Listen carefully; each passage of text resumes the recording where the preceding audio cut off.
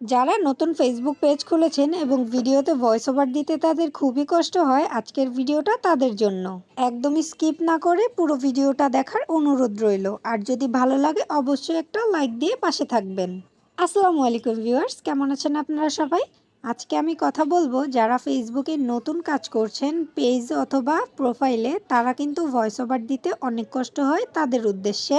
প্রথমেই বলবো যারা ফেসবুক প্রোফাইলে কাজ করছেন তারা অবশ্যই প্রোফাইলটাকে স্কিপ করে পেজে কাজ করার চেষ্টা করুন।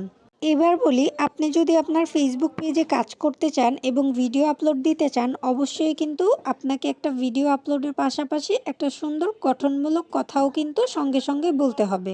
আমরা যারা নতুন পেজ খুলেছি তাদের কাছে এই কাজটা কিন্তু অনেক কষ্টসাধ্য। টপিকস খুঁজে পাই না, তারপরে ভিডিওতে কি বলবো সেই কথাগুলোও কিন্তু গুছিয়ে বলতে পারি না।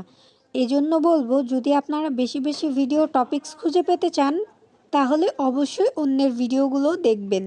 যখন আপনি অন্যের ভিডিওগুলো দেখা শুরু করবেন তখন কিন্তু ওই ভিডিওগুলো দেখে দেখে আপনি আপনার নিজের মতো করে একটা টপিকস তৈরি করতে পারবেন।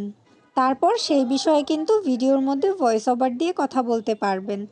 এবার বলি, যারা কথা বলতে গিয়ে বারে বারে আটকে যান বা কী বলবেন বুঝে উঠতে পারছেন না বা গুছিয়ে কথা বলতে পারেন না, তারা প্রথমে কাজ করবেন, আপনি যেই টপিকসটা নিয়ে কথা বলবেন সেই টপিকসটা আপনি খাতায় খুব সুন্দরভাবে লিখে রাখবেন। তারপর আপনার মনে যখন যেই টপিকসটা বা যখন যেই কথাটা আসবে সেই কথাটাও একটা নোটের মধ্যে বা খাতার মধ্যে লিখে রাখবেন।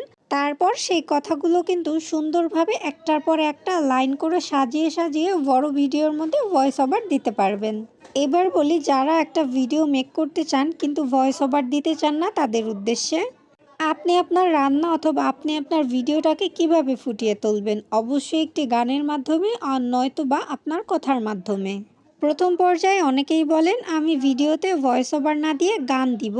অবশ্যই গান দিতে পারবেন, কিন্তু বড় ভিডিওতে গান দিলে কিন্তু সেরকম একটা ভিউ হয় না এবং সেই গানটা কপিরাইট ফ্রি কিনা সেটাও কিন্তু আপনি জানেন না।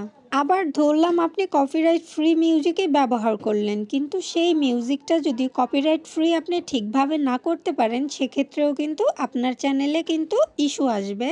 তারপর একটি গানের ভিডিওর তুলনায় কিন্তু আপনার অরিজিনাল ভয়েস দিয়ে যেই ভিডিওটা মেক করবেন সেটার কিন্তু রিচ এঙ্গেজমেন্ট বেশি বাড়বে।